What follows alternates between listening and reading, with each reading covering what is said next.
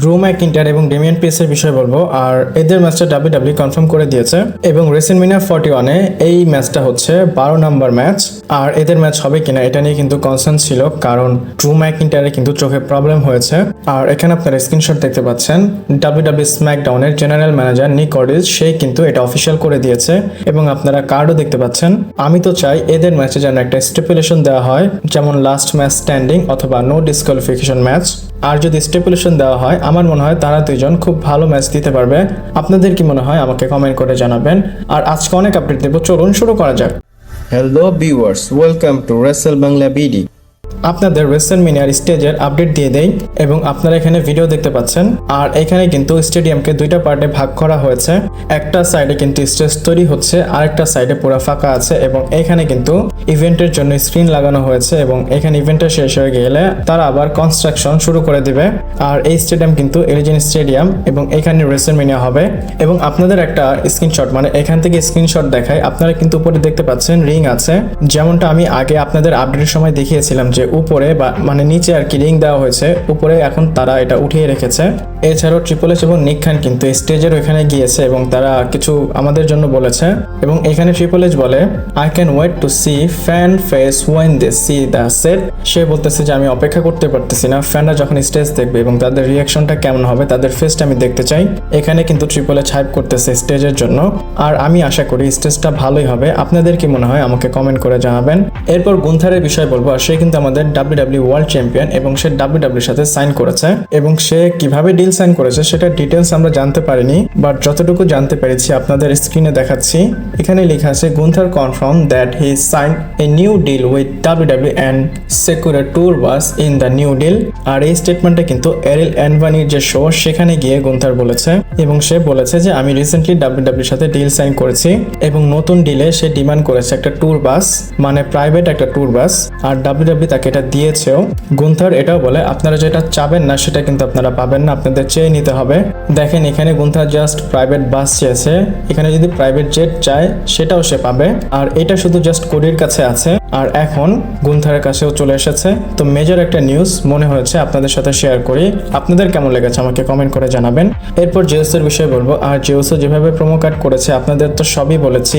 এটার পর কিন্তু গুন্থার একটু ভয় পেয়েছে বা আতঙ্কের মধ্যে পড়েছে এবং এখানে আপনারা জেউসোর নতুন ছবি দেখতে পাচ্ছেন, সেটা তার ইনস্টাগ্রাম স্টোরিতে সে শেয়ার করেছে। আর তার যে গিয়ার দেখেন সেটা অল ব্ল্যাক, আমার কাছে ভালোই লেগেছে। এবং আরেকটা জিনিস বলি, এই যে গুন্থার ভার্সেস জেউসের ম্যাচ সেটা রিলেটেড গুন্থার একটা কমেন্ট করে, মানে সেই ইন্টারভিউতে সে কথাটা বলেছে। আর এটা আমার কাছে অনেক বেশি আনকমফোর্টেবল লেগেছে। আপনারা এখানে দেখতে পাচ্ছেন গুন্থার বলে যে আমি চাইনি জেউস আমার অপোনেন্ট হোক রেসলম্যানিয়াতে। সে রেসলম্যানিয়াতে অপোনেন্ট হিসাবে চেয়েছিল রোমান রিন্সের মতো কাউকে, অথবা সিএম পাঙ্ক, অথবা জন সিনা, অথবা সেথ রলিন্স, এমন কাউকে। আর এইসব নাম সে বলে আর কি, যে এরা আমার অপোনেন্ট হলে অনেক ভালো হতো, বাট সেটা কিন্তু হয়নি। কিন্তু গুন্থার বলে, দেখো আমাদের ম্যাচ অনেক আগে অ্যানাউন্স হয়ে গিয়েছে আর যে এবং আমার এটার জন্য কষ্ট করা উচিত ছিল, যেন এটার জন্য ফ্যানরা ইনভেস্টেড হয় এবং তারা চেয়েছে তাদের ম্যাচটা যেন হাইপে থাকে। এবং গুন্থার এটা বলে, লাস্টে 2 সপ্তাহ যে হয়েছে আমাদের প্রোমো বা আমাদের যে সেগমেন্ট, আমরা এটা শিওর আমরা ভালো পেজ ধরতে পেরেছি এবং আমাদের ম্যাচ দেখার জন্য ফ্যানরা হাইপ হয়ে আছে। দেখেন গুন্থার কিন্তু ওপেনলি অ্যাডমিট করেছে। এটা আমার কাছে ভালো লেগেছে, কারণ ইউজুয়ালি এই যে সুপারস্টাররা তারা কিন্তু ব্যক্তিগতভাবে যখন চিন্তা করে তারা জাস্ট নিজেদের কথা বলে, বাট এখানে দেখেন সে প্রথমে চায়নি, সেটা মনেরটা বলে দিয়েছে, বাট পরে গিয়ে জেউস এবং সে যে ভালো কাজ করতেছে সেটা আমাদের অ্যাডমিট করেছে। আপনাদের কেমন লেগেছে এবং আমাকে কমেন্ট করে জানাবেন।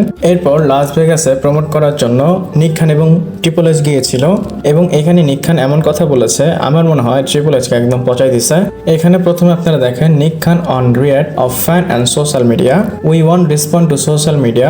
It's a mistake to respond to that. We have to trust our gut. এখানে সে বলে যে আমরা সোশ্যাল মিডিয়াকে রেসপন্স করব না, মানে সোশ্যাল মিডিয়াতে ফ্যানরা কি বলতেছে সেটাই আমরা সব সময় করব না। আর এটা আমাদের মিস্টেক, আমরা সব সময় তাদের কথা শুনি, তো এই ভুল আমরা আর কখনোই করব না। এবং সে বলে যে আমাদের নিজেদের উপরই বিলিভ করা উচিত। আর দেখেন ট্রিপল এইচ কিন্তু সবসময় ফ্যানদের কথা শুনে, কিন্তু নিক খান ইন্টারভিউতে এমনভাবেই বলেছে, ডিরেক্টলি কিন্তু না বলে ইনডিরেক্টলি ট্রিপল এইচকে একদম ইনসাল্ট করে দিয়েছে। আপনাদের এটার উপর কেমন টেক আমাকে কমেন্ট করে জানাবেন।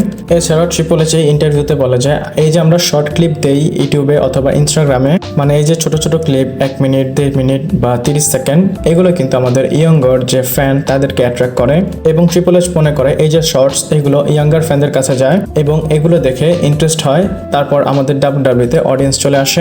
আমি এখানে বলবো এটা প্ল্যান না, এটা আগে থেকে ডাব্লিউডাব্লিউ করে আসতেছে।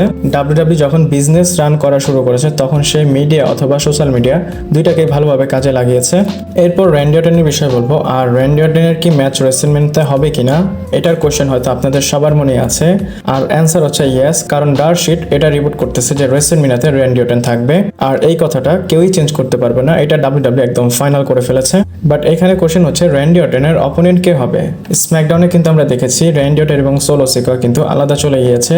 রিপোর্ট আসতেছে হয় সোলো সিকা, না হয় নিক অর্লিস, অথবা অনেকে মালাকাই ব্ল্যাকের কথা বলতেছে। আমার যতটুকু মনে হয় র্যান্ডি অর্টনের ম্যাচ সোলো সিকার সাথেই হতে পারে। আপনাদের কি মনে হয় আমাকে কমেন্ট করে জানাবেন। এরপরে আবার রেসলম্যানিয়ার বিষয়ে বলবো। আর টোটাল টাইম কত হবে রেসলম্যানিয়া সেটার একটা রিপোর্ট এসেছে।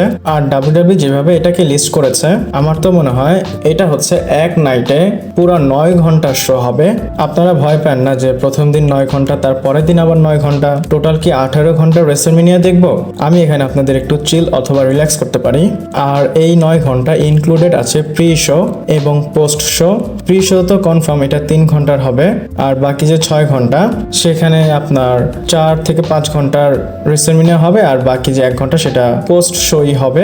আর আপনারা জানেন এখানে প্রেস কনফারেন্স হয়, অনেক কিছু হয়, সবকিছু মিলে তারা 9 ঘন্টা মানে লিঙ্ক করে আমাদের জানিয়ে দিয়েছে। আপনারা যদি বাংলাদেশে 5:30 থেকে শুরু করেন, একদম 10:30 বা 11টার দিকে রেসলম্যানিয়া শেষ হবে। আর আপনারা যারা এখনো নেটফ্লিক্সের সাবস্ক্রিপশন নেননি, অবশ্যই তাড়াতাড়ি নিয়ে নেন, তাহলে রেসলম্যানিয়াটা দেখে এনজয় করতে পারবেন। এরপর কোডি রোডসের বিষয় বলবো। আর কোডি রোডস না, কোডি রোডসের কুকুরের বিষয়, এবং আমি বলবো তার কুকুর এখন টাকা কামাচ্ছে। এখানে আপনারা দেখতে পাচ্ছেন ডাব্লিউডাব্লিউ নতুন মার্চেন্ডাইজ বের করেছে এবং এখানে লেখা আছে ভেগাস নাইটমেয়ার, এবং কোডি রোডসকে দেখতেও ভালো লাগতেছে, সে চশমা পরে আছে, তার কুকুরকে চশমা পরানো হয়েছে। আমার মনে হয় কোডি রোডস এভাবেই টাকা কামায়, আর কামানো তো ভালোই। আর যখন এই টাকার হিসাবটা হয় তখন কি কুকুরকে ওই দিন ভালো খাওয়া দেওয়া হয় কিনা সেটা আমার জানতে খুব ইচ্ছা করে। এরপর ফিনিটিক্সের কথা বলবো। আর আপনারা জানেন এই যে ডাব্লিউডাব্লিউ যত কাপড়, যত বেল্ট, যত চশমা সবকিছু তারা বেচার কাজ করে। আর এটা শুধু ডাব্লিউডাব্লিউর জন্য এক্সক্লুসিভ না, বাইরে মানে ইউএস এর ভিতরে যারা সেলিব্রিটি অথবা বড় যে সিঙ্গার সবার কিন্তু মার্চেন্ডাইজ সেল করে থাকে। আর এখন এমন একটা জিনিস হয়েছে, সেটা শুনলে আপনারা একদম অবাক হয়ে যাবেন। ডাব্লিউডাব্লিউ যে সুপারস্টার তাদের যে অটোগ্রাফের সেশন সেটা একদম সোল্ড আউট হয়ে গিয়েছে। আর শুধু তাদেরটাই হয়েছে, আর কারোই হয়নি, কোনো সেলিব্রিটির হয়নি। এখানে তারা কম্পারিজন করে দেখে সবাইকে পেছনে রেখে ডাব্লিউডাব্লিউ নাম্বার 1-এ চলে এসেছে। আমার মনে হয় এটা রেসলম্যানিয়া সিজন বা রেসলম্যানিয়া যে উইক এটার জন্যই হয়েছে। আপনাদের কি মনে হয় আমাকে কমেন্ট করে জানাবেন। এরপর একটা টুইস্ট বলবো যেটা রেসলম্যানিয়ার ওই ম্যাচের বিষয়, আর যেটা অবশ্যই ফিনিশিং এ হবে। আর আমি এখানে Roman Reigns versus Seth Rollins versus CM পাঙ্কের ম্যাচের কথা বলতেছি। আর আমি কিন্তু আপনাদের অডস বলেছিলাম যেটা ওপেনিং অডস, সেখানে কিন্তু জেতার জন্য রোমান রেইন্স সবার আগে ছিল। আর এখন তো মনে হয় সব সিন একদম চেঞ্জ হয়ে গিয়েছে। আর এই যে অডসের চেঞ্জ এটা কিন্তু খুব তাড়াতাড়ি হয়েছে। এই অডস কিন্তু চেঞ্জ হয় একদম লাস্ট মোমেন্টে গিয়ে, এইভাবে এই পয়েন্টে কখনোই চেঞ্জ হয় না।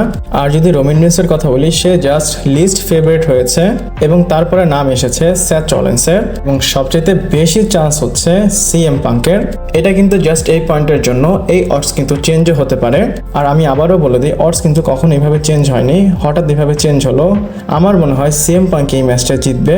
আপনাদের কি মনে হয় আমাকে কমেন্ট করে জানাবেন। ভিডিওটা এই পর্যন্তই ছিল, ভালো লাগলে লাইক, কমেন্ট, শেয়ার, সাবস্ক্রাইব করে পাশে থাকবেন। পরবর্তী ভিডিওতে আবার দেখা হচ্ছে।